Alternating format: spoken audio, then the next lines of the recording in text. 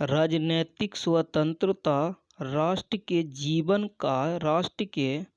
का जीवन श्वास है। किसने कहा था? तो ये कहा था अरविंद घोष। कौन कहा था? अरविंद घोष। राजनैतिक स्वतंत्रता राष्ट्र का जीवन श्वसन है, ये कौन कहा था? तो अरविंद घोष कहा था। निम्नलिखित में से किस तिथि को भारतीय संविधान निर्माता डॉक्टर भीमराव अंबेडकर की मृत्यु हुई थी? तो डॉक्टर भीमराव अंबेडकर की मृत्यु हुई थी 6 दिसंबर 1956 को। डॉक्टर भीमराव अंबेडकर की मृत्यु कब हुई थी? 6 दिसंबर 1956 को।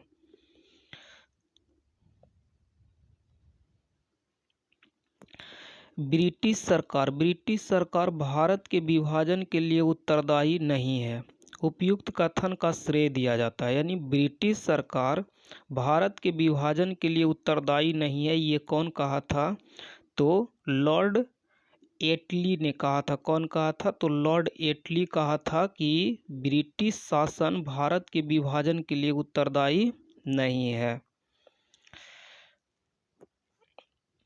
रविन्द्रनाथ टैगोर की मृत्यु किस वर्ष हुई थी? तो रविन्द्रनाथ टैगोर की मृत्यु 1941 में हुई थी। रविन्द्रनाथ टैगोर की मृत्यु किस वर्ष हुई थी? तो 1941 में। रविन्द्रनाथ टैगोर की मृत्यु 41 में। निम्नलिखित में से किसने रविन्द्रनाथ टैगोर को महान प्रहरी कहा था? महान प्रहरी कौन कहा था रविन्द्रनाथ टैगोर को?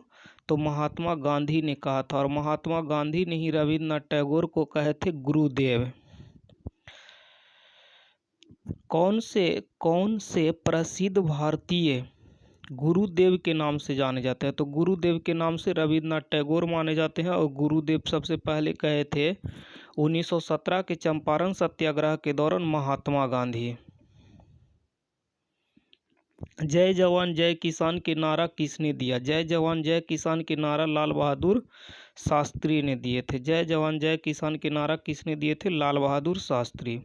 किसने कहा था आज़ादी हमारी पहुंच के अंतर्गत है, हमें इसे कसकर पकड़ना चाहिए? तो ये कहे थे महात्मा गांधी। महात्मा गांधी कहे थे आज़ादी हमारी पहुंच के अंतर्गत है, हमें इसे कसकर पकड़ना चाहिए।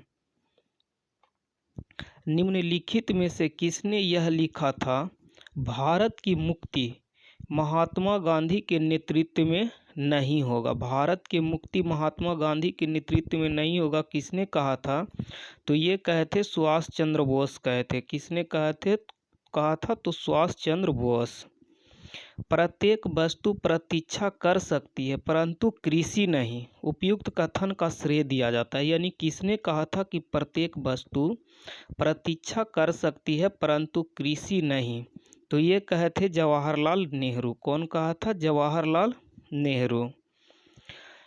किस वर्ष मुंबई में पहली बार भारतीय कपड़ा मिल की स्थापना हुई थी? तो भारतीय कपड़ा मिल की स्थापना हुई थी 1854 में। मुंबई में पहली बार भारतीय कपड़ा मिल की स्थापना कब हुई थी? 1854 में। मैं एक समाजवादी और गणतंत्रवादी हूँ। मैं एक समाजवादी हूँ और गणतंत्रवादी हूँ। मुझे राजाओं और राजकुमारों में विश्वास नहीं है। उपयुक्त वक्तत्व संबंधित है। यानी इस किसने कहा था? तो ये कहे थे जवाहरलाल नेहरू कहे थे कि मैं समाजवादी और गणतंत्रवादी हूँ और मैं राजाओं और राजकुमारों में विश्वास नहीं करता हूँ। ये कौन कहे थे? तो जवाहरलाल नेहरू।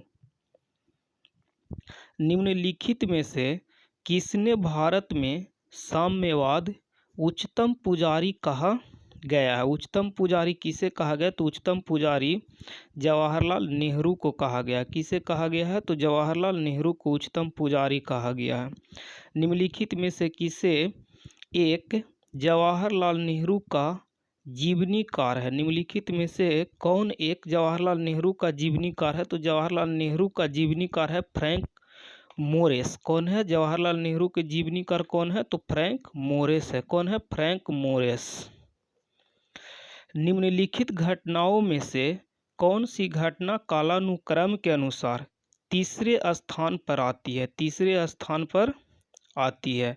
तो चंपारण सत्याग्रह हुआ था 1917 में। असहयोग आंदोलन 1920 में। दांडी मार्च हुआ था 1930 में।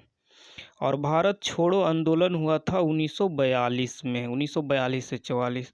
तो तीसरा स्थान पर कौन आएगा? तो तीसरा स्थान पर आएगा दांडी मार्च तीसरे स्थान पर आया था। भारतीय राजनीतिक में 1947 के बाद किस महिला ने सर्वाधिक योगदान दिया था? तो सर्वाधिक योगदान दिए थे 1947 यानी आज़ादी के बाद सर्वाधिक योगदान दिए थे अरुण आसफ अली। कौन दिए थे? अरुण आसफ अली दिए थे। किसने 1921 ईस्वी में पहली बार पूर्ण स्वराज के मांग को उठाया था? पूर्ण स्वराज के मांग को सबसे पहले उठाए थे 1921 में, और ये थे मौलाना हसरत मोहानी। कौन थे? मौलाना हसरत मोहानी। भारत विभाजन के लिए मोहम्मद अली जिन्ना को सर्वाधिक उत्तरदायी किसने ठहराया था? तो मोहम्मद अली जिन्ना को भारत विभाजन के लिए जिम्मेवार ठहराया था कौन? तो लॉर्ड माउंटबेटन ठहराया था। कौन ठहराया था? Lord Mountbatten. फ्रंटियर गांधी का असली नाम क्या है? यानी फ्रंटियर गांधी के नाम से किसे जाना जाता है? तो ये जाना जाता है अब्दुल गफ्फार खान को फ्रंटियर गांधी कहा जाता है या सीमांत गांधी कहा जाता है।